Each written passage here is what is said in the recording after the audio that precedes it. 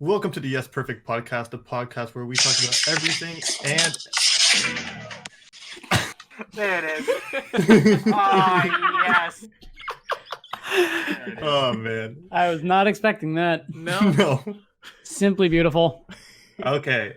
Yes, this is the podcast where we talk about everything and anything. My name is Matt, and today we almost had the whole crew here. The only one we're missing is Alex, but I'll let everybody introduce themselves right now.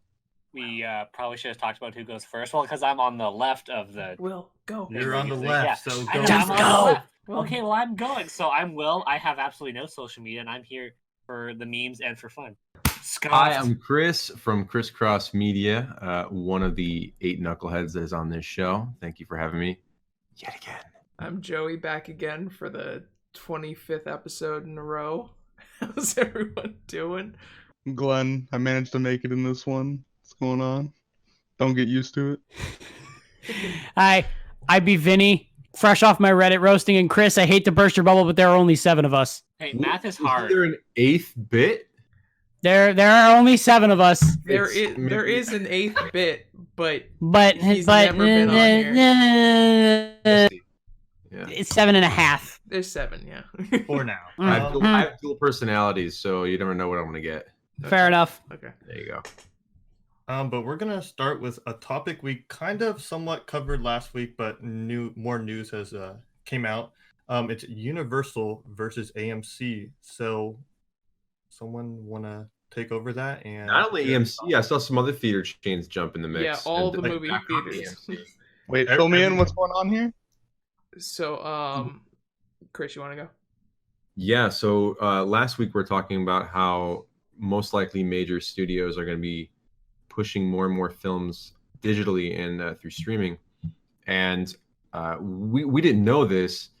At the time, we are saying that Trolls will be the real indicator on if this is a successful move. And it was like a day or two after we talked about it, they released a report that it did better financially in 1 month streaming than the first Trolls did in 5 months in theaters. I heard that that number is really skewed. And it's I heard that leaving too out- because it takes it's the domestic number. Yeah. So Which it's- we don't know the number for streaming. Is that just in the United States or is that worldwide? And it's also just 1 month. So, I mean, we have to, yes, the number is skewed, but the fact that it made $100 million via streaming is pretty impressive. Yeah. And it's not something to just ignore. But anyway, with that article and them boasting that they did so well, AMC stepped up and said, hey, screw you guys. You didn't honor the agreement that you made with our theater chain and other theater chains to put this film in theaters. We will no longer show any Universal Studios projects from here on out. And that's a huge thing because they have the Fast and Furious series, they have the Jurassic World series, a lot of movies that people were looking forward to in the coming years that would be coming out. And then I forget exactly which chains then backed up AMC saying, yeah, screw you, Universal. Regal. Regal's the Regal. only one that's come out so far. I think Cinemark's gonna probably come out tomorrow and step up with them. So I don't think this is going to hold. I feel like for AMC and any theater chain to say anything right now is a very dumb move. But I understand why they're frustrated because they're basically Universal came out and said, screw theaters. We don't need them anymore. Well, so Reading between the lines, essentially. So the reason AMC came out and said this, I found out, is because Universal this week came out, whoever's the head of them, said, we are planning on releasing most of our movies theatrically and streaming on the same day. And that violates all these contracts with all the theaters. So AMC came out first and was like, whoa, this is not cool. And then the national, or is it the North American Theater Owners Association came out and said, yeah, no, you should not be doing this. This is not good business at all. And then, yeah, Regal came out today and was like, yeah, no, we're back in AMC on this. It's a little ridiculous. I mean, there's no denying in this kind of, if goes back into our previous conversation in the last podcast that the future is streaming for most titles, but there is still a theater experience there, and it's probably going to be just for these larger movies. Probably not Trolls, but the Avengers, the Star Wars movies, these large blockbusters that make $1 billion plus. But for AMC to come out and say we are just not going to play any Universal movies from here on out, I think was just it's a stand, and I don't think it's going to hold because that's a huge market, and it's going to get to the point where probably Disney and Sony and all these other companies are going to come in and then back up Universal, and it's going to be this weird tug of war. Well, sorry. No, go ahead. So AMC said they aren't going to play Universal films if Universal goes forward with the theatrical and streaming on same day. So if Universal goes forward, yeah. So if they go forward with that, then the movies won't be in theaters. But if they ditch that idea and go, we made a mistake, then I think everything will just be back to normal. So that's what it sounds like. They're complaining about the movies that they've already had contracts to do distribution for, and I can understand that. And apparently they just posted Trolls via streaming without having any kind of communication with the theater owners. But the thing that we're discussing, and this is probably what they're going to do just moving forward, is they're not even going to have conversations with the theater chains. They're just going to go straight to streaming probably within the next 2 or 3 years for a lot of their movies, so that AMC at that point won't be able to say anything. For the movies that were supposed to come out this year and next year, there's going to be that conversation because contracts and agreements have been made. But then beyond that, it's fair game. And that's when it's going to get really interesting, because then there's no pigeonholing, and there's nothing black and white. There's nothing written. So we'll see. I mean, I'm really, really curious what Trolls really did, what that number really represents as a whole. And I'm really curious to see how Scoob does, which I think comes out, is it tomorrow, May 1st? Or the 15th. It comes out the 15th? Yeah, so 2 weeks. 2 weeks, okay. Yeah, so it's going to be interesting to see how that does too, because I think that's a more notable IP than Trolls. So time will tell. But that's kind of the story of what happened with the movie studios versus theater chains. They could be stirring up drama for the clout surrounding it as well. Yeah, absolutely. I mean, I think this is the most publicity Trolls ever got, and AMC, and it does well for Universal too. I mean, they say no publicity is bad publicity, or no publicity, yeah, is bad. Did I say that right? I think that's right. Yeah. Yeah, there you go. But you know what I meant. We'll see. I mean, this could be another Spider-Man situation where it's just kind of a back and forth. They're trying to drum up conversations right now. Things are kind of dead. Well, there'd be no other reason to put this in public view. They could have kept it 100% private. Yeah, but then nobody would be talking about AMC. Exactly. That's why I'm thinking it's just going to be it's going to be a continual public back and forth constantly until they've wrung all they can dry out of that, and then they'll come to a conclusion. Exactly. And I kind of suspect that's what's going on. But again, there's no denying that, we're going to see a lot more of these films go digital. Joey, you were saying that there was a story about a series that was going to be, or a series of films that were going to be in theaters that are now being rumored to just be on streaming, right? Yeah. So Sony was working on a couple movies or projects for their Venom verse, like those Venom Morbius type films.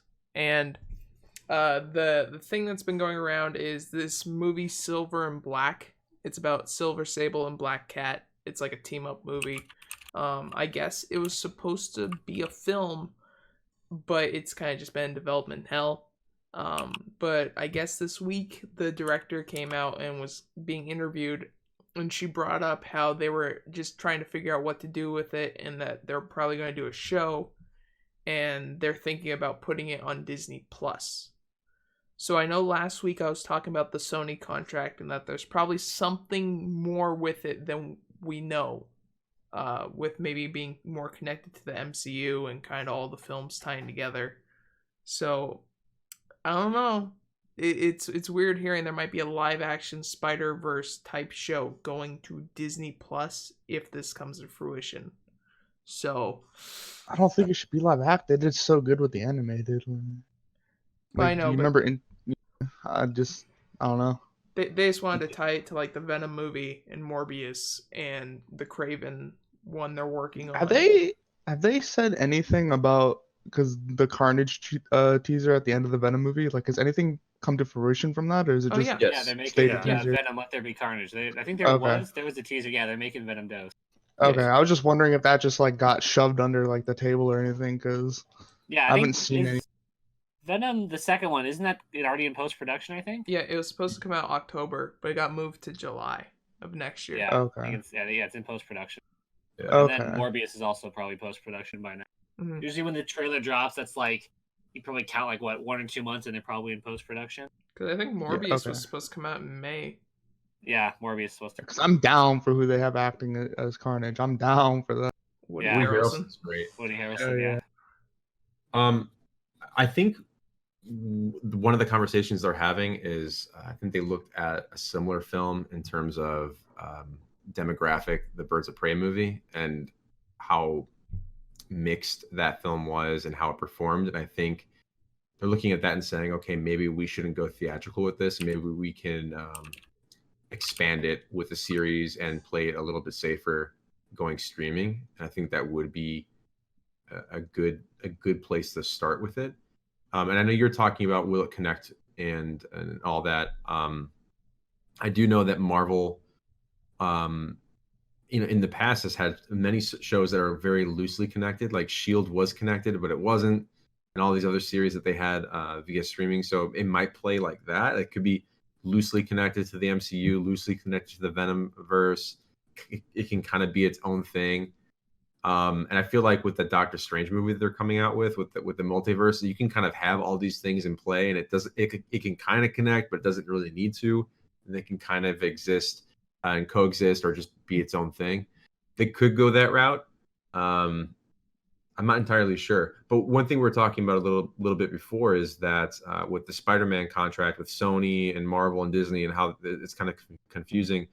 Sony currently has the rights to the Spider-Man films, but this kind of goes into a weird gray zone with one, it would be streaming, so it's not necessarily film rights, and two, it's also not necessarily it's of the Spider-Man characters, but does it fall in line with what Sony has under contract? Because maybe they don't have all the characters from the Spider-Man world. So it's kind of tossed. It's up in the air, really. I think whether they it's have. or not. I think they have all the Spider-Verse characters. Yeah, under their anyone who's belt. been in a Spider-Man comic, how you have it. It says they quote it as library characters. So basically, if you read any Spider-Man comic, they have anyone, but not like if it's Spider-Man going to someone else's comic. Like if Spider-Man teams up with the Avengers, obviously they don't own all the Avengers. Right. Okay. Yeah, but then again, these are large companies. They're going to do what they want, and money talks. They can figure something out. If they really want it to happen, they can give Sony a good check or give them some sort of equity at the end of the day. It's nothing. Nothing is off the table. I know that they own this, they own that, but if they really want to pursue a project, they'll do it. At the end of the day. Yeah, Nobody's nothing's gonna really say gonna no. stop them if they want to. Yeah, nobody's going to say no to free money. I mean, it's Sony really, they're in a position right now where they just sit back and allow Disney to do all the heavy work. And that's an amazing position to be in, especially when Spider-Man was losing them money with their rebooted series that they did. So, yeah. So I'm trying to figure out. So say the Silver and Black series happens, and they do put it on Disney Plus. Do you think that we could see movies like Venom or Morbius show up on Disney Plus? I don't. I think for Silver and Black, the characters they have names, but they're not the big time Sony characters that they're like close to the chest with. If that makes sense. Morbius, I can kind of see, but it's rated R. It's kind of hard to tell Disney here how this rated R movie and put it on It's Disney PG-13. I thought it was R. No, they're not making any of them R. Okay, well now I'm depressed. It should be R. It's so much better with R. But even then, I could kind of see it on Disney Plus. But I think Disney Plus is too. I think Disney Plus is a lot more younger generation, kind of like the in between. I don't see Morbius. I think it's too dark. Silver and Black depends on how they make it. They can make it dark, but at the same time, I don't think they will. I can see that on Disney Plus. I don't see any of the Venoms on Disney Plus though. That's for sure. What was the rating on the Venom movie again? PG-13. Yeah. Okay. The only R-rated is what? Deadpool Deadpool and Logan. and Logan. Ooh, Logan was rated R. Interesting. That Did was you not? good. Did you not watch Logan? I did. I just didn't think, Logan was totally rated R within the first like 3 minutes. bro. I just didn't think it would be. It was definitely rated R. Definitely rated R. But yeah, I think they keep Morbius is a weird in between, but I think they're keeping Venom. I think they want a Venom versus Spider-Man eventually. So I think they're trying to keep that close to the vest. But something like a spin-off series or like a smaller Spider-Verse character series, I could see that being on Disney Plus. I'm pretty sure Disney has no problem sending them a very nice check for streaming rights for it. Same thing with what they did with Netflix and the Defenders. True. I haven't seen Venom, but have they set up somehow where Tom Holland's Spider-Man could enter the movie, like some way, like they could time in? It's a blank slate. I mean, they could easily introduce it, but I don't think there was like little nods. There was no Easter eggs, but I think that's what they're playing for. Okay. Yeah, it seems it's like a very contained movie, and it was. I enjoyed it. I know it was kind of mixed reviews. I mean, I thought it was okay. It was Yeah, I fun. didn't think that it was as bad as people were saying, and I didn't think it was as good as some people were saying. I thought it was good. It felt like an early 2000s action superhero movie, but I say that in a good way. And some people criticized it for that reason alone. But yeah, it was very contained, and they can easily introduce this into the MCU without it feeling forced or weird or any of those things. Yeah, and with Morbius kind of showing signs that it's connected to Homecoming, with Michael Keaton popping up in the trailer. Yeah. So it's like, okay, what's going on? Because Sony's obviously tying that in. So it's like the whole story with Vulture is so tied to Iron Man and that stuff. So where I guess if we hear Iron Man or Tony's name pop up, or even Stark, I think that's a dead like connection right there. Like there's something going on. I think his vendetta against Tony's done though, because Tony's dead, right? I think now it's all geared towards just Peter Parker and Spider-Man, because he's the one who put him in the slammer. Yeah, You know? it also like depends if they when don't want Morbius. to mention any of that. I'm sorry, what was that? It also depends when Morbius takes place too. They could be doing a really funky Sinister Six eventually, which obviously if everyone watches The Amazing Spider-Man 2, everyone knows they hella rushed Sinister Six, just big chilling there. Just threw them like, I think they knew that the second Amazing Spider-Man was not as good as the first. So they're like, well, we're going to have Sinister Six at the end, and then hopefully Sony will let us make the third movie with it. And then obviously they didn't. So I think I could see using Morbius as like a weird placeholder for a Sinister Six person that's already had screen time from a different Spider-Man movie. I could see that. It seems like it's so far away though.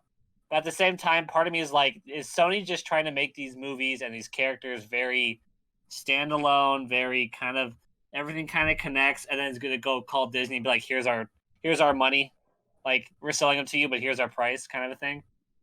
They're trying to raise the stock and then sell it high and cash out. Yes, that, and they're trying to get more bargaining chips, because they tried to set it up themselves and they failed miserably. And now Disney gave them that platform, and they're saying, okay, we need to build off of this and have avenues where in the event that they wanted to split with us, we at least have some of these in our bank, right? We can do our Morbius has already been set up. We have the rights to it. We can do what we want with it. We can do with all these different characters. But if it works out and everything's great with Disney, we've set everything up and we are retaining all these now characters and IPs that we helped build with them. So it's a win-win for Sony. I think at the end of the day, they're one of the biggest winners right in this whole situation. Yeah. Unless Disney comes out and says, we're just going to come up and buy everything from you, which it could happen. I just... That'd be insane. There'd be so much that everyone would be talking about if Disney just up and bought all the comic books. Everything Marvel owned, I think honestly they'd have so many projects, it wouldn't be funny. Was there any more reports? I know a couple months ago there was rumors that Disney went and bought the rights of the Hulk from Universal, and then shortly, it was like 2 weeks ago, Mark Ruffalo was talking about how he has an idea for a standalone Hulk movie and where they like to see that character go. So was there any more like official news on that, or was it just kind of rumors? I think it was just rumors. Because I would love to see a live action Planet Hulk from them. Love to see it. Oh yeah, I'm down too. But we kind of got it, didn't we? I mean, with Ragnarok. No, because we don't see anything because Hulk was there for a while, dude. We didn't see anything like that. Right. Ooh, they could show the story. They could show like a prequel, and then the only thing is though, is it would obviously be different than the animated Planet Hulk because he never like fought the Grand Master or anything like that. So, yeah. But I mean, it'd be interesting. It'd be cool to get like a Marvel one shot where like they kind of go into Hulk on the planet. And yeah, there's 5 years between Infinity War and Endgame, and we don't know anything what happened.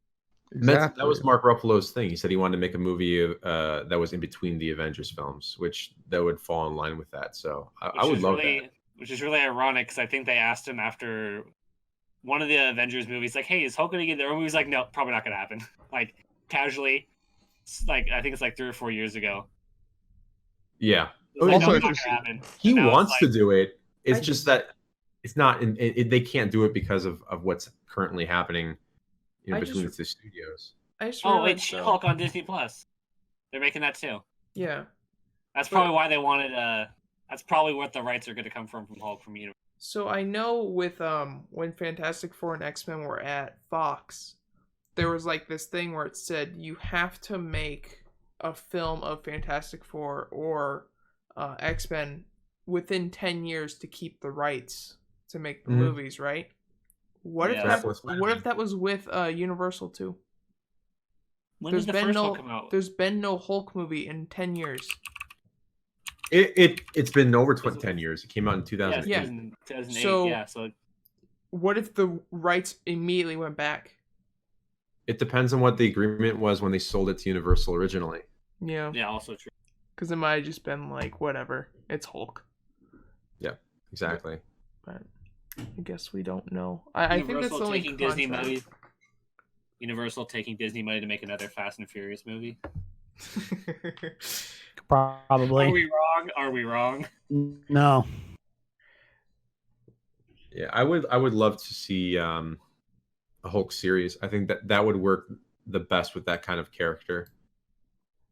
I think Mark Ruffalo said he heard rumors that he'll be in She-Hulk, but he wasn't sure. Yeah, they don't trust Mark Ruffalo with anything. Come on.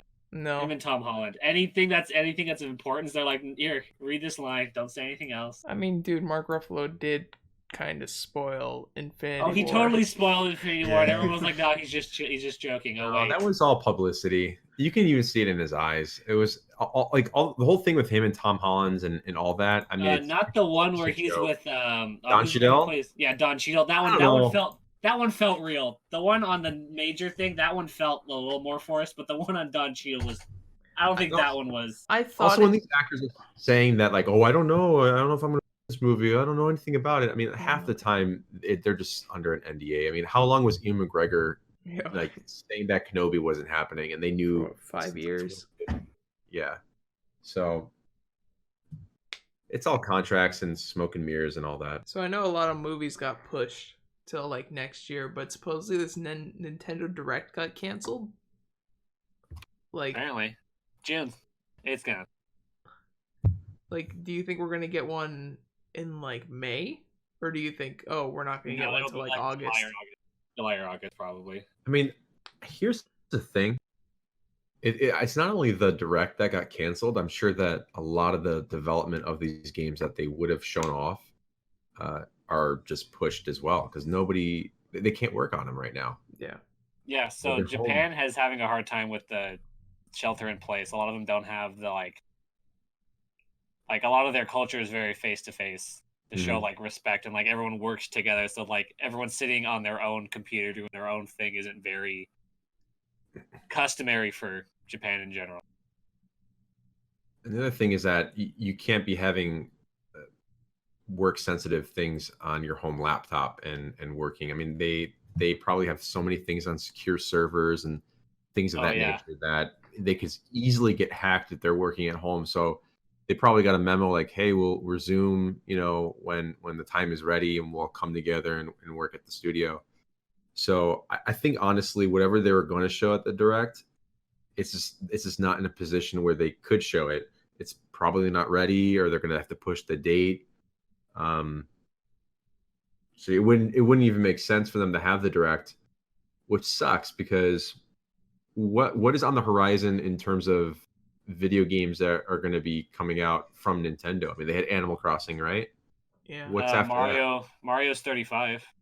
Yeah, Mario's 35, but they haven't announced anything. Too, right? Yeah. But that's like the biggest thing, like the rumored Mario Kart, and then the trilogy like remaster. Yeah.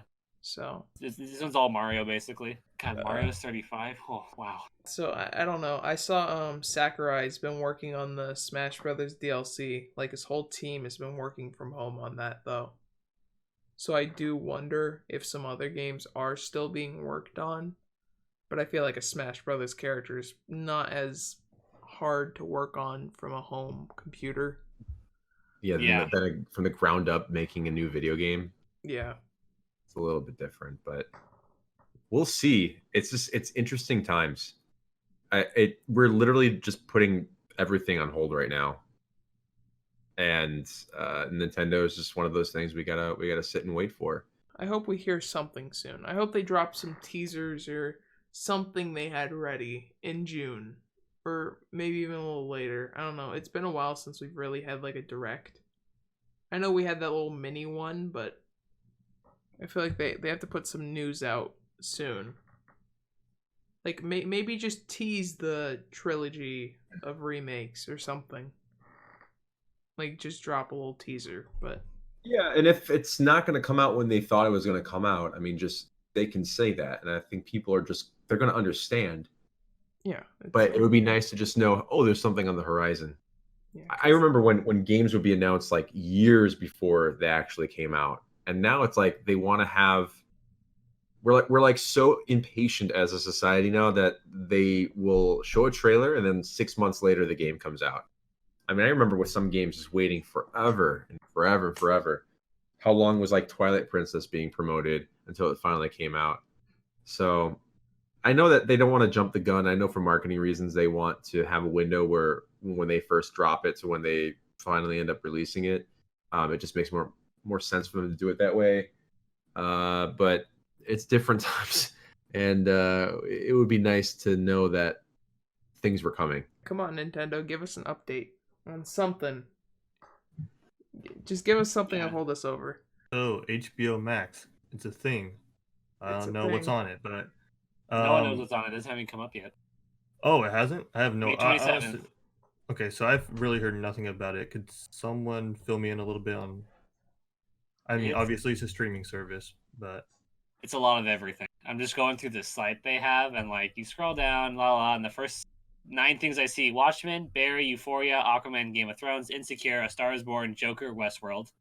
That's in all of HBO. They have culture-defining TV. They have Rick and Morty, Friends, Big Bang, Fresh Prince, Batwoman, which is really interesting for a CW show that is probably going to stream on Netflix as well. I'm not quite sure. And then you get down like blockbuster movies. They have like Spirited Away with When Harry Met Sally next to Detective Pikachu. They have like Looney Tunes, Sesame Street, Totoro. Like they have a lot of everything. Adventure Time, Looney Tunes cartoons, Doom Patrol's on there. It's very all over the place. It's a Warner Brothers plus. Yeah. So that's basically but what Warner it is. Brothers, did they just not like DC Universe anymore? Like, as someone who's probably the only one who's ever going to buy DC Universe, probably this whole call ever. I mean, Like, I had it for the trial when Harley Quinn was on the first season. And it was good. I like the service. Like I like how there was like exclusive merchandise and stuff. But it was kind of bare bones. I mean, of course Yeah, you got it is all kinda bare bones. you got the comics and stuff, but the Harley Quinn show's now going to Sci-Fi Network. Like season 1's starting to air over there. So I think it's pretty much dead. The comic book industry is in such disarray right now. I mean, there's a lot of conversations about the future of producing new comics, digitally and in print. oh my god, DC, the guy who makes Batman's like, I'm kind of done with Batman. And everyone's like, wait, what? Yeah, it's not good. I mean, I don't see them. They really took a hit. I mean, they were on death's door before this whole pandemic. But I mean, like comic book stores are a dying breed. They're gonna do a lot of like reprints and re-releases. They're doing a lot of exclusivity deals with Walmart's, Targets, Barnes and Nobles. But I mean, it's at the point now where, I mean, comic books as a medium, you know, a lot of these independent guys that are producing things on Indiegogo and Kickstarter, it's kind of the future of where these things are going. But the Spider-Mans, Batmans, I mean, they're just going to keep reprinting the same stories over and over, and you're not going to really see anything new for a long time, sadly. Yeah, true. As someone who reads comics basically on a regular basis, yeah, a lot of the stuff, there's not a lot of new stuff. A lot of stuff is rolled over. If it's DC, it's a giant hodgepodge. Yeah. I think DC, the best equivalent is, you know, when someone has a murder board and they have all the strings attached to different things? Mm.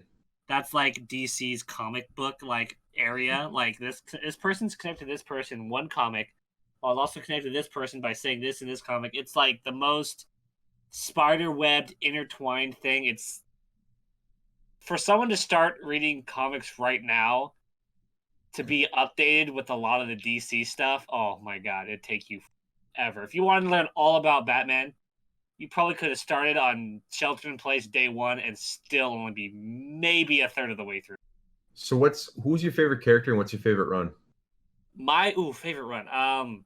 So my favorite character is Nightwing. I've always loved Dick Grayson as a character. It's just he's everything Batman isn't. Batman is so hard, gets the job done, like straight arrow, like focused on this. Dick Grayson is like a lot more human, which I think for Batman's character was so good to have a kid be a sidekick, because he was like that. I mean, Batman was the first real DC superhero, but they could have just never gave him a sidekick, could just totally had him be dark and broody and X, Y, and Z, however you want to describe him. But to give him a young kid who's been through trauma, also lost his parents, and then the idea of Dick Grayson being super angry and wanting to get revenge, and then at the end obviously doesn't do it. But for Batman to let him get what he thought he needed, for him to learn that he didn't need it, with catching the guy who killed his parents from the Haley Circus and all that stuff, like that whole arc, the beginning arc was just great. It was great for Batman's character, but then you start to get into Robin's character, and you kind of start he starts getting more of a personality throughout all the comics, and then all the Nightwing comics I think are okay. The one I read recently that really kind of surprised me was the Red Robin, which is Tim Drake's was the second Robin, or third, depending on which comic you want to talk about or which run you want to talk about. That one was really interesting because in that comic, it's supposed to be after Batman has died. I can't remember when, because I don't know if it's New 52 or if it's, I can't remember what the other reboot was thing. But that comic actually surprised me because Tim Drake's character is a little bland for me, because I was so invested with the first Robin, the second Robin, or the third. I think he's the third technically, because Jason Todd's the second one. Yeah, he's technically the third. But after Dick Grayson, that one, then he moves on to Nightwing, and he kind of gets his own comics, and I kind of followed that. But I still circled back to Jason Todd, which is the second Robin. I enjoyed that because Jason Todd's character was a lot more like Batman. He was very aggressive. He was very to the point. He knew what he wanted. He knew how they got it. His character fit Batman better than Dick Grayson's did, but it didn't evolve Batman the way Dick Grayson did, if that makes any sense. But the Red Robin comics, reading them, knowing Tim Drake's character, knowing what has happened throughout beforehand, was really surprising how well constructed it was. Have you ever read Green Lantern Rebirth? I have not read the Green Lantern. Green Lantern, I'm not in love with the idea of the character. Like, animated, I haven't... It's been so long since I've watched the animated one. I mean, I grew up with Justice League and Batman the Animated Series. Like, I watched that honestly all the time. I think when it first came out on Netflix, I think I just watched Young Justice and Justice League... not Young Justice. Justice League and Justice League Unlimited. Watched it all the time. I'm probably going to loop back around to watching it again just to, like, feel the nostalgia. But I didn't read a lot of Green Lantern. I think if I had to rank the Green Lanterns, I'd probably like Jon Stewart the best, just because it's more... I think it feels like more Green Lantern than Hal Jordan and Guy and Jessica Cruz and the last guy who I can't remember his name is. Simon Baz, that's the dude. Mm. Yeah, he's 2013. Jessica Cruz, I guess, is technically now.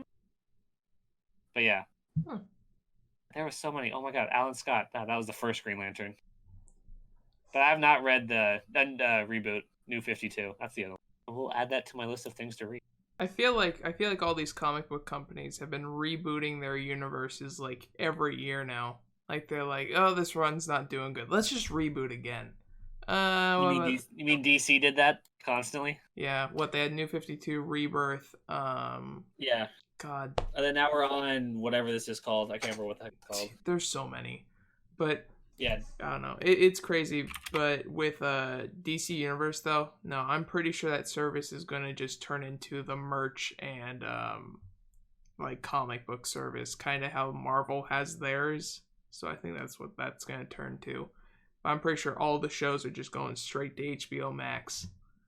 I don't want to pay HBO. I mean, if they go all the shows and they go to HBO Max, I wouldn't be too bad. I mean, technically it's cheaper than what I'm paying. Actually, no, is it? Hold on.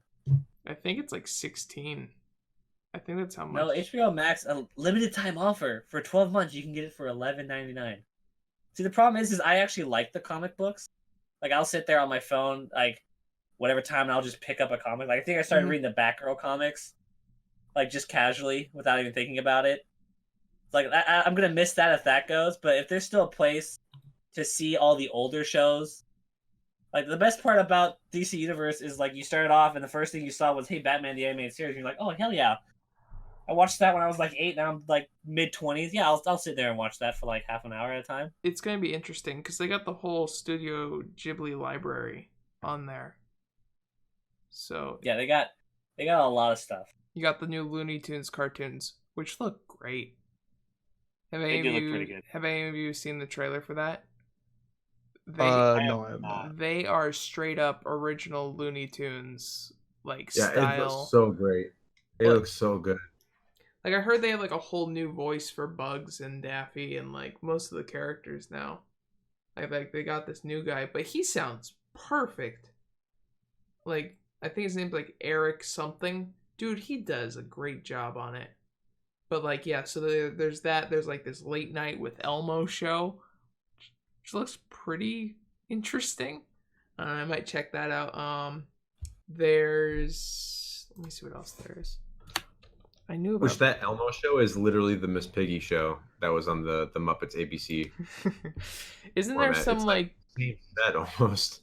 Isn't there a Muppet like talk show coming to Disney Plus too? There was. I don't know. I think it's supposed to be coming this year. I think. I don't know. I don't know. I don't think Disney knows what to do with the Muppets. I guess there's that Kermit the Frog video that was going around. For oh yeah, let's talk about this for a second. Well, I have my comments on the current performer as Kermit, but the one thing that I hope Disney takes note of is that the video went viral, and a lot of people were. It's clear that there's still an audience for the Muppets, and that they need to do something clever with them, because they are such a clever IP and they're really timeless, and you can put them in any situation and they're entertaining. But yeah, I mean, you and I were talking. It was Vinny too. The current voice actor for Kermit the Frog is a man named Matt Vogel, who has been a Muppeteer for a very, very long time. He is the performer for Big Bird, and he did Constantine in the last Muppet film, who ironically mimicked Kermit the Frog. And that's all this new Kermit the Frog voice sounds like. It's just a mimicking of Kermit the Frog. It doesn't feel like a character. It just feels like an AI who watched like all of Steve Whitmire's and all of Jim Henson's voices, and the AI is trying to formulate sentences. It's like Constantine in the movie where he's like, "Hello, I am Kermit the Frog. Kermit the Frog here." Yeah. Oh, I don't like it. And it's so prevalent in that video. And something I brought up to you is that there's a guy, I forget his name, who is the performer of Ernie on Sesame Street, and he started in 2017. And he has, for those who don't remember or know or remember, Jim Henson did the voice of Ernie from Sesame Street and Kermit the Frog. It was essentially the same character. There's just some pronunciations of words, and the inflection of the voice is slightly different, but it's really the same tone and warmth and everything. This guy does such a great job. And I sent you guys a clip of Ernie, and within the first couple seconds, his Ernie sounds more like Kermit the Frog than Kermit the Frog currently does. Yep. And I don't know why this guy isn't the voice of and the performer for Kermit the Frog right now. I don't understand. It's upsetting, because as you guys know, I'm a huge Muppet fan, and to see an iconic character like Kermit the Frog sound and act the way he is right now, it's really sad. Especially since we had Steve Whitmire, and I know there was some behind the scenes turmoil between him and some of the people at play over there, but he did a great job, and I think he really took the character in a different direction from Jim and honored the spirit and the energy of the character. And Matt Vogel just seems like he's kind of coasting without any warmth and character. It's just a robot to me. No. Like, they did the D23 panel with him, and it was not good. No. Like, that was a long form segment with Kermit, and the comedy didn't work. I don't know if that was just the writing of like how they planned it, but that did not work. The voice didn't work. I don't know. The thing with the Muppets is you have to be able to do really good scripted content. You have to have a good singing voice, or at least a good singing voice within your character. And number 3, you have to be really good at improvisation. And this guy, I don't like the way he sings any of the classic songs. I don't like how he reads the scripted content. It really does feel scripted. And I don't think any of those points. He's not hitting the marks. And some people are saying, well, give him a break. He's just started. But he's been doing these characters. He's been been working with the Jim Henson Company for over, I think, 2 decades. And he's already been Kermit for, I think, 3 or 4 years, maybe even longer. Oh, God. And it's just not clicking. It's not clicking. So I'm upset. No excuses is the way it is. It's like, yeah, exactly. Time isn't the answer. It's just he's just performances. Yeah, and it's really upsetting. Yeah, 2017. So yeah, 4 years or 3 years. Wait, people are still saying give him time with okay. Yeah, That's but you know funny. what? That's how many Muppet things have there been since 2017? Muppet Babies. Yeah, but he doesn't do the voice for that. Does he not? No, I think that's like a computer generated. It's like a, even if he did, they modulate the voice, and it's not. Oh yeah, exactly. It's not him. It's not him at all.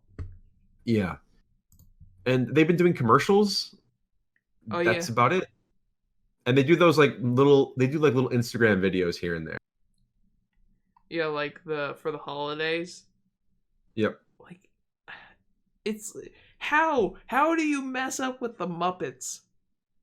And what's sad is that Just ask Disney. They do it all the time. yeah, Shots fired. Shots fired. that Jason Segel movie was so good, It was. and it did well financially and critically. Why did he leave for the second one? Like, why did he leave for Muppets Most Wanted? He's like, you know what? I did good with Muppets. Someone else can take over. It's like, no. Yeah, I mean, I think they wanted it so quickly, the sequel, because they wanted to strike while the iron's hot. And he put his like heart and soul into that first film. And it really, I think it took like several years. And I think he just needed a break. And I think Disney was like, okay, well, we're going to make this one really quick. And if you're on board or you're not. And he wasn't a part of it. But that first one was so good. Also, I guess he does the voice for Uncle Deadly and Robin the Frog and Camilla the Chicken. Who does? Matt Vogel? Yeah, Matt Vogel. Yeah. That's fine. I mean, they're side characters, right? Yeah, but it's like how... I feel like he would have somehow captured the Kermit voice, but he still can't do it. Yeah. And that's the sad thing. And that's the thing. Is like, I want to see another Muppet movie. I want to see a series. But at the same time, if it's going to be this guy, I don't know. So Jason Segel, instead of doing the Muppets, he did a sex tape where he was a writer and a executive producer. That's why. Little hard to write and executive produce your own movie while also being in another movie. Mm-hmm. So yeah, I just looked that up real fast. He did Saving, what was it, Forgetting Sarah Marshall? God, when you watch that movie the first time, it's so good. And you watch it the second time, you're like, okay, I'm done with it. Oh, really? I saw it. I avoided it for years. It just wasn't like my thing, but it was on a plane. It was on a flight it was like 2 years ago. And I was like, oh, I'll watch it. It's been several years. And I really enjoyed it. And I've been thinking about revisiting it. So you're saying it's not good a second time? It's not as good as when you first watch it. It's like for me, 21 Jump Street was hilarious, but for different reasons. Because we were driving somewhere and we were like super tired. It was the middle of the day. We haven't slept in like 8-9 hours, like driving straight. It was like this insane trip we took, and we went to watch it. And we were so tired that everything was funny. Obviously, the movie is hilarious itself. But after that, I didn't watch it till it came out, like on, I think FX had it on. And yeah, obviously not everything is censored, but I didn't laugh as hard. Not all the jokes were as funny as I thought they were when I first saw it. So I don't know if it maybe was that feeling where I saw Forgetting Sarah Marshall, and I was like, oh yeah, this is hilarious. And then watched the second time, like, oh, I know what happens. I don't know if anyone feels that with some movies where they watch it one time, it's like... Mm-hmm. Well, yeah, of course. It happens. Let me ask you this. Have you ever had the reverse where you watch a movie and you didn't dig it and then you went back to it and you're like, oh, this is really fun? All the time. Oh, yeah. Saving Private Ryan. I watched that before I actually knew what World War II was. Went back. I was like, oh, my God, this is so... I understand what's going on. The first time I watched it, I was in Mexico during a tropical storm for my uncle's and aunt's birthday. So I came out, I was 11, maybe 10 or 11. I was like, before I even knew what happened before I was basically born. We come out and the thunder is blasting and it's the storming Normandy scene. So like, it's basically, my dad jokes, it basically was real life surround sound during that whole scene. And then I remember watching it in its entirety, I think junior year, after one of our teachers was like, I think we're learning about the actual invasion, not sophomore year for Modern World History. And we watched the scene where they stormed Normandy. And I immediately went back and went home and like found some pirated site, watched the whole thing. I was like, this makes so much more sense. Like, it just felt like it was so much better than what it was. Obviously, most 10, 11-year-olds don't casually wake up and watch Saving Private Ryan. But I guess that's the one thing that, like, as soon as you said it, it's the only thing that stuck out in my mind. Anybody else? Captain Marvel. I didn't like Captain Marvel the first time. I had to rewatch it. And I'm like, it wasn't that bad. I don't like Brie Larson as Captain Marvel. A popular opinion. I don't think I liked her better in Endgame than her own movie for some reason. I don't know why. Is it because you saw her for 7 minutes? Hey, Peter Parker. Yeah, she comes in, blows up the ship. All right, cool guys, let's go. It's like, this is great. I love. It's like you get this big moment, and it's like, and she blows up the hardest thing they're ever gonna have to do probably in their life. And okay, this is fun. I would have preferred. I didn't hate her in that movie. I wasn't the biggest fan of Captain Marvel, but I would have preferred that everything that she did in that movie was just given to Scarlet Witch. Yes. Oh, that would have been cool. Where's the Scarlet Witch in the comics that rips people in half? I want that Scarlet Witch. I think we're gonna get her soon. I Hopefully. hope so. I hope they take her down a dark road, dude. 'Cause she did not end Oh yeah, her story is so mentally sound and her story in all the comics is awful. Awful. She's like the most fucked up person in like the world, basically. It's like, yeah, like, everyone's seen Joker. Or mostly everyone's seen Joker, yes. And Joker is supposed to be like the absolute worst of the worst. Like, the world just absolutely said, okay, you're gonna get everything awful. Marvel took that and just made like everything she's ever done just, yeah, and you're dead. And this person's dead. And this person's dead. Hey, that guy you thought maybe, and he's dead. Like, that's literally Scarlet Witch. It's like, she wears red because everyone dies around her. that's spicy. Yeah, it's like, and it's like, oh. I'm pretty sure the WandaVision show is gonna go deeper into her mental break. Problems. Break, problem, same thing. And that leads right into Doctor Strange, where I'm pretty sure we're gonna see her snap and go full on crazy Scarlet Witch. So I think Doctor Strange and Thor: Love and Thunder are going to be the two most important films this phase. I think it's going to set up a lot of different things, a lot of different routes. yeah, I'm still pretty sure that Captain Marvel was the only reason they made that movie was to get Skrulls. I'm pretty sure that's the only reason they made that movie. yeah. Like Winter Soldier was to get the Bucky arc, but obviously Winter Soldier is completely different. But like, there's always some movies where they get a little bit of it. But I think Captain Marvel was purely for Skrulls. I'm pretty sure this whole next phase or the phase after that are probably all somehow Skrull related. I think It's Skrull and multiverse for sure. Yeah, yeah. I think phase. What was I gonna say? I just literally lost everything I was gonna say. Phase 5 is going to be mutants. Yeah. Phase 5 is going to be so either everyone is going to have to like dig into like old comics they've either never read or never had a reason to read. Literally, Phase 5 is like, well, a lot of people know all the basic stuff. We're going to go like in between the cracks to like that comic that's all shriveled up in some kid's book, box that's like on the bottom that his dad bought him when he was like 8. It was like 5 cents or whatever. I feel like Phase 5 is going to be so weird for a lot of Marvel people. I don't know. They're going to explore the X-Men and they're going to bring in the Fantastic Four. They're not going to bring that in until late. No, that's late. Dude, that's going to be Phase 5. Yeah, Phase 5 is going to be. I think is all the mutants and all that stuff, is that the end of Phase 4? That's 2022, yeah? Yeah. Since everything just got moved, yeah. Yeah, everything's Phase 4 is 2022. That means Phase 5 is 2024? We're going to figure out about Phase 5 at D23 next year. I doubt it. It's one more D23. Yeah, I think he's right.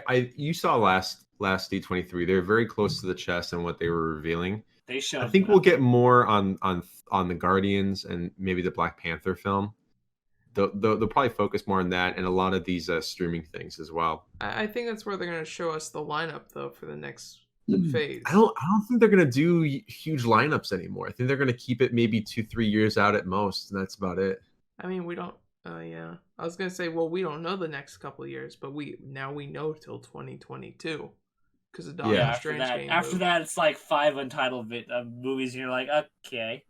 Yeah, that's. I think they realized that when they did that huge chart, things got moved around. There was a lot of projects that got canceled. I think now they're realizing, okay, we've proved ourselves. We've done it. We've created this universe. We can keep things close to the chest now. We don't have to go crazy with it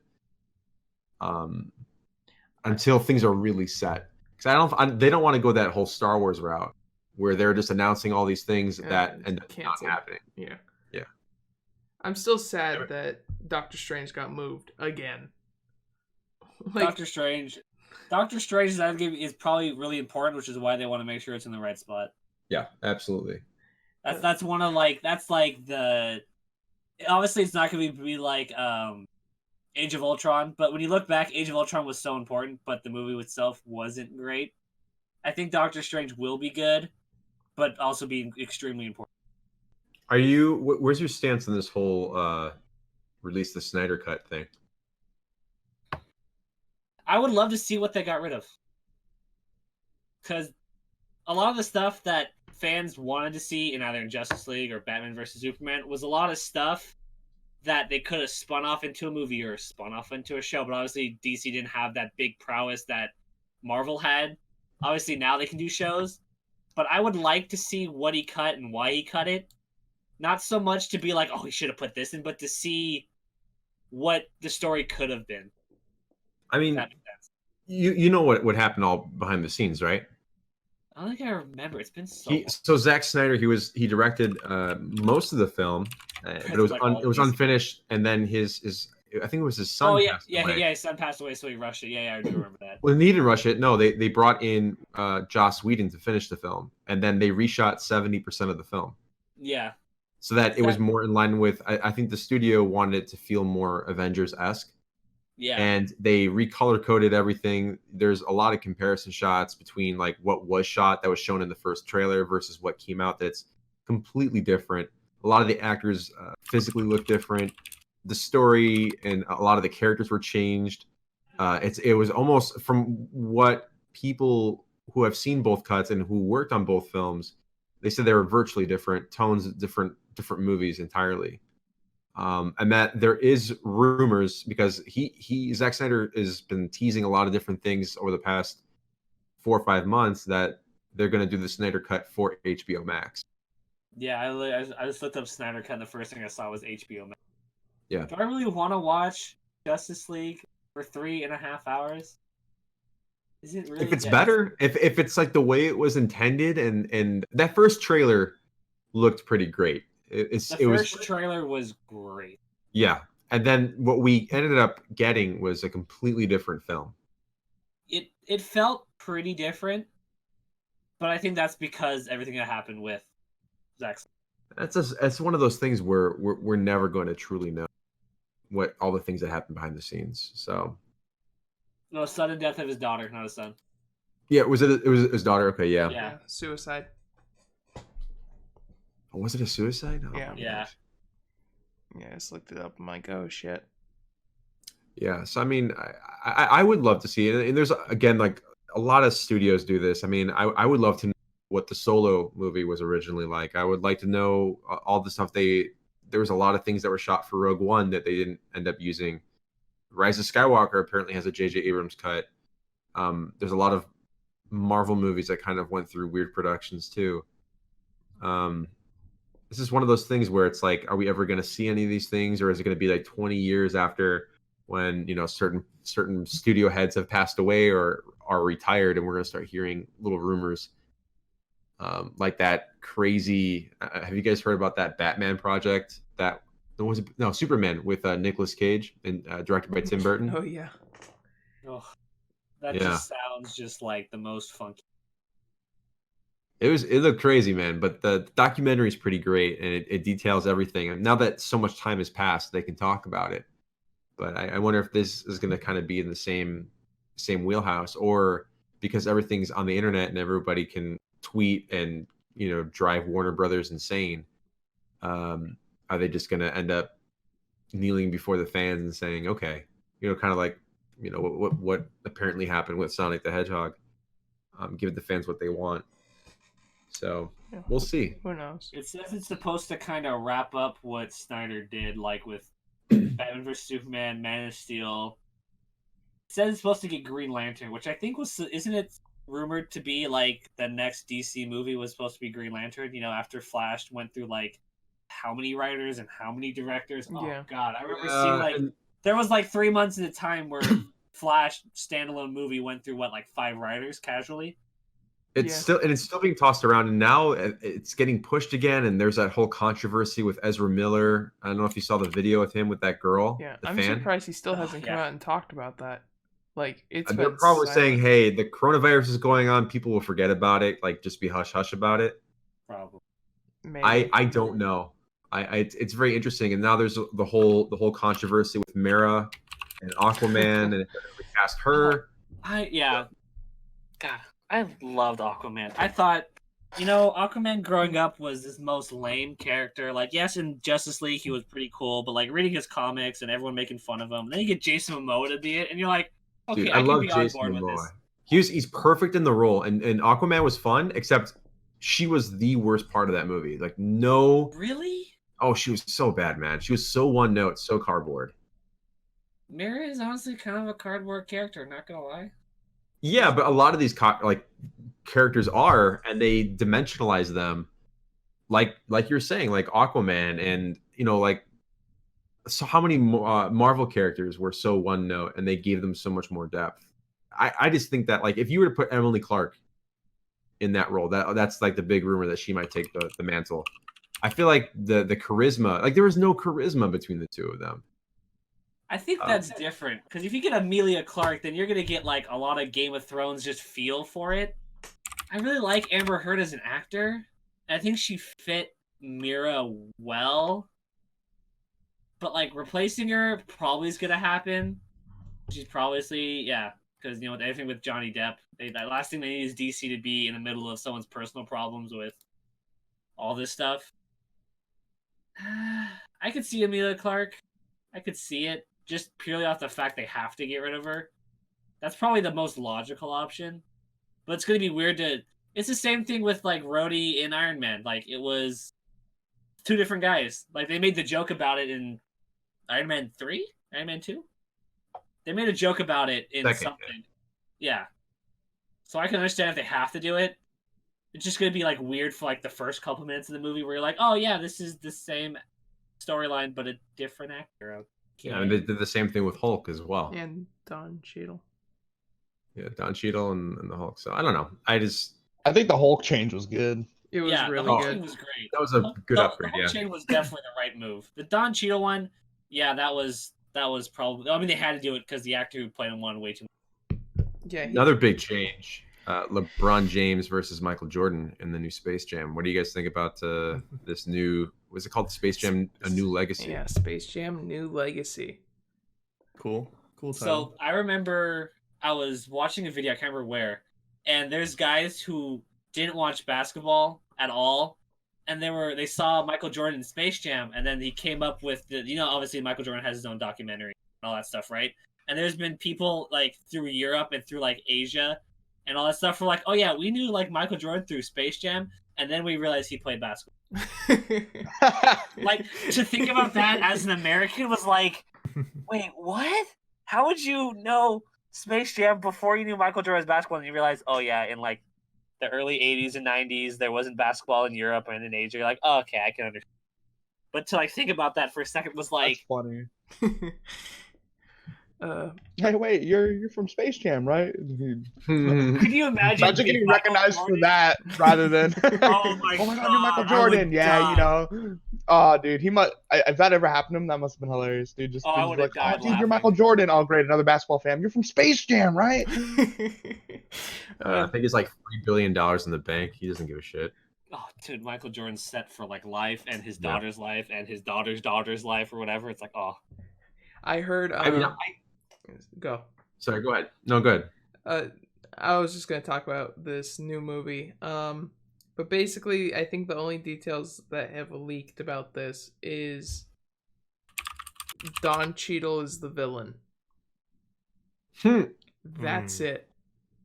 And there's a rumored plot going around that at the beginning of the movie, they kind of pull the Looney Tunes characters into the office and go, hey, we think it's been long enough. We need another Space Jam. And they go really meta with it.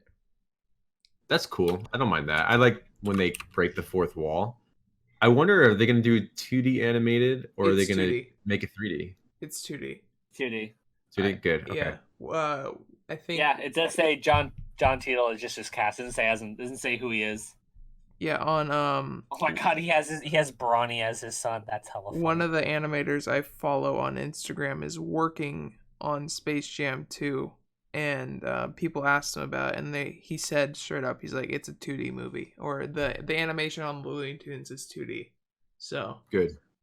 And I know we had the little leak a while back of like the Wicked Witch of the West, the Joker, Pennywise, and like a couple other characters, like just from like a behind the scenes party of like the rap of Space Jam.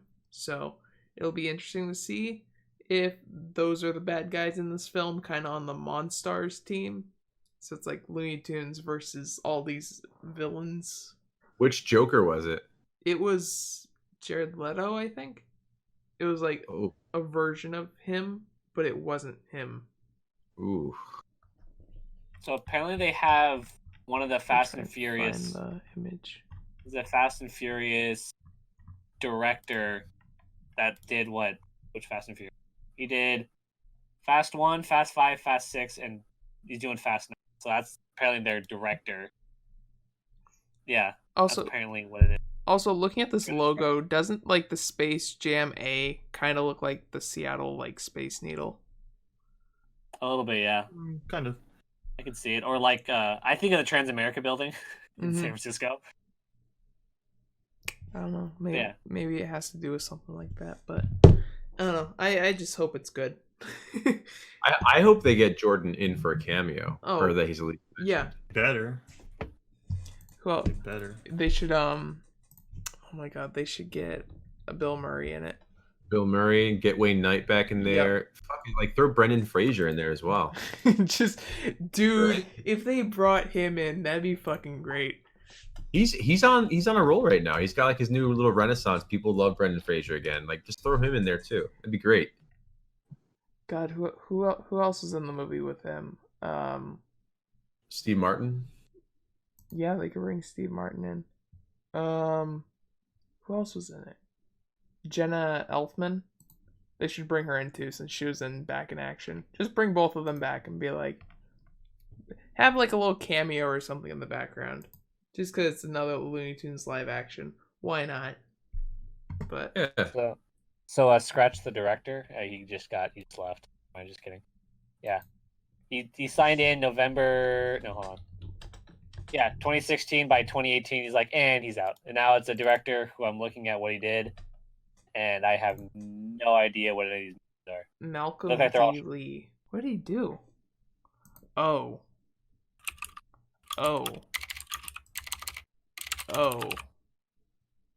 What? I guess he directed The Mask. He was one The of the original? Yeah. Scary Movie 5. Oh Yeah, yikes. Scary Movie 5. Night School. Oh yikes. Yeah, no. Oh, okay. Barbershop, We're in big Next comedy Cut. mode. We're in big comedy mode. It looks like Girls Trip, Barbershop. Yeah, we're in big comedy mode. I just hope Space Jam 2 is good. But I don't know who's writing it. Who wrote it? Have they it really revealed the does writers? writing. It doesn't really take a real cinematic genius to do one of these movies. It's more so the writing and the animation. Ryan Coogler. Oh, Yeah, we're no, good. that's good. We're good. Never mind. We're in safe hands. Oh my god, he wrote Creed. Unless- he wrote Black Panther. Oh, we're totally safe. Yeah, We're fine. Creed. I don't know, dude. Black Creed, Panther Creed was 2, Black pretty Panther. predictable. Dude,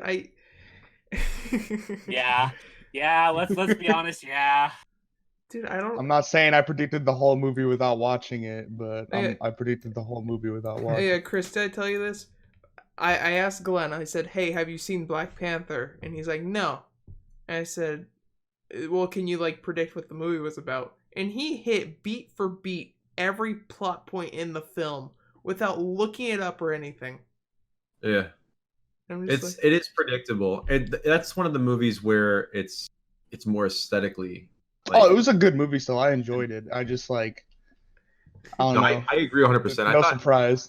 it was I know it did a lot for people culturally, and it was like this representation thing, which it's great. If that's what it was, that's awesome.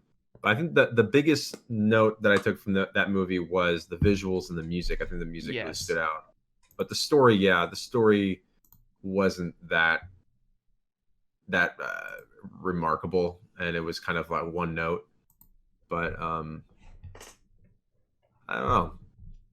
Here's hope. Space Jam, it's not that dense. It's just a fun, lighthearted movie, and it doesn't need too crazy. I think Ryan Coogler will be okay for what it needs to be. Just have fun with it. Have fun with it, yeah. And if you're gonna add like random IPs and kind of go Roger Rabbit with it or Wreck-It, I mean, go for it, go crazy. I think these kinds of movies, they need to just kind of go wild with it, and the crazier you go with it, the more entertaining they are. So we'll see. A New Legacy. It's kind of, I don't know. I'm not too crazy about the title. No. But yeah, that's fine. It should have been Space Jam 2. Welcome to the Jam. I don't know. There you go. Space Jam. Welcome to the Jam. Yep, there you go. I could have done that, but no. A New Legacy. Maybe they'll try and do a sequel to this one now. Or just call it Welcome to the Space Jam. There you go. Welcome to the Space. I don't know.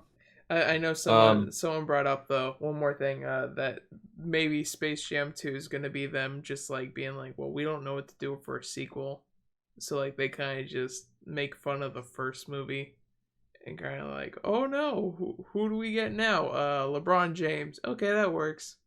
What's he doing?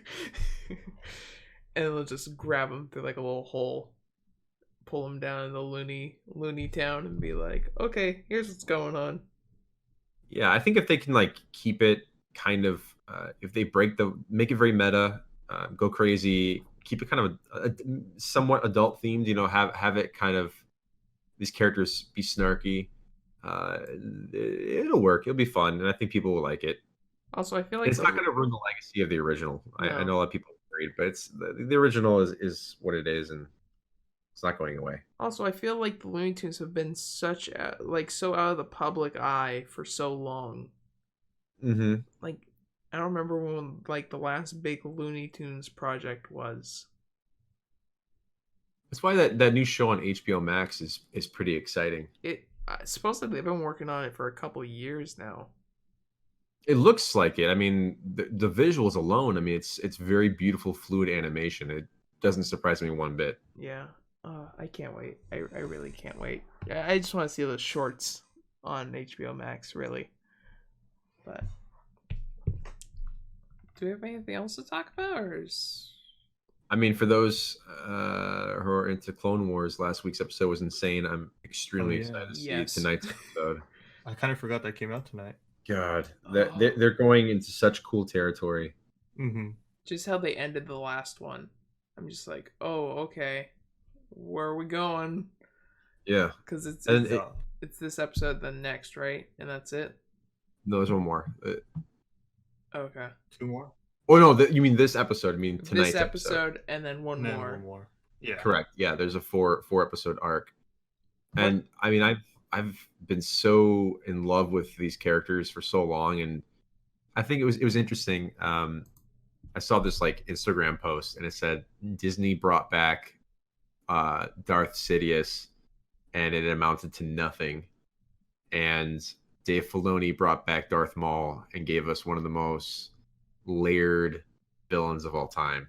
Yeah. And yeah, they really did. They gave a character like that had it was like one note character. There was no depth, nothing. And with Clone Wars and Star Wars Rebels is one of the most intricate, interesting characters that has come out of that series. Yeah, I mean, I already know what happens with Maul in the Rebels show, so I know where he ends up. But dude, he's just crazy.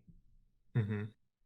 I don't want to spoil it, but I don't want to touch spoilers, but I mean, his whole role in the last episode, it's insane. It was so cool. He knows so much too. I'm just like, oh my god. So yeah, tonight's episode, I can't wait. I'm definitely gonna watch that tonight. I can't wait. Oh yeah, for sure. I can't wait for tomorrow. But yeah. Yeah, I think that's it. It was a lot of superhero talk and streaming. That's kind of all we have. I mean, that's all that's really happening during this time of Corona. So. Okay. Do we want someone to start us off? Wait, doesn't Will have a list? Oh, Will does have a list. Oh, I have a list. last week, I literally dropped my phone. I was like sitting here like as someone was texting me. So last week was way cool because I had a list of famous birthdays. This week I have like 5. Travis Scott is 28. Little TJ is 19. Diana Agron, who was in Glee, I believe. She's 34. Other than that, Kirsten Dunst is now, I don't know how old she is. I'd see. Yeah, Kirsten Dunst's birthday. John Galecki's birthday. Ironically, his castmate Kunal Nayar is also his birthday. Other than that, there's no one big, super famous. Last week I had this way cool list of people I actually knew and cared about. This week I'm kind of like, oh, John Galecki and Kunal Nayar. I guess that's kind of cool. Oh, Ana de Armas. If you know that scene, then if you know that scene, you know that scene. Cool. About it. Okay. So happy birthday to them. Happy birthday, people. Oh, Gal Gadot. Sorry, missed one. Happy birthday, Wonder Woman. Okay, so Will, do you want to start us off with plugging all the... Yes, I will plug all of the Team 8-Bit socials. So on Instagram, it's Team8_bit. And I believe on YouTube, it's just Team 8-Bit, capital T, capital B, I believe. Yep. Yeah. That's all I got. And I'm Chris from ChrisCrossMedia, CHRAS, Cross Media. And yeah, I'm working on some things like as we speak, coming back with some cool stuff. And you can also find a lot of my graphic work and things of that nature on Cinemassacre. You could follow me on most social platforms at BlueJ Gaming, BLUE, the letter J Gaming. Go follow me for whatever art I post. I'm actually finally recording some stuff for my YouTube, so look out for that soon. It's been over a year, but yeah. I got nothing to plug. And just in case y'all forgot I was here, because I've been here the whole time, and you can follow me all over the internet with a bunch of different places, bunch of different names, because I'm indecisive and I can't just pick one. So Twitch, I'm on True Random Dumbass, YouTube SRD, and Twitter and Instagram SRD on YT. And for me, you can find me at 4DG_TV on Twitter. That's where I'll be most active right now. But I also have a YouTube page called MixMatt, all things Full Metal Alchemist over there. And yeah, that's going to wrap things up. Thank you for listening. Also, don't forget to go follow Alex on Twitter at FuckYaPrius and on YouTube at soon-to-be-Fatboy. Stay the fuck home. That works. Don't let me catch you on the streets.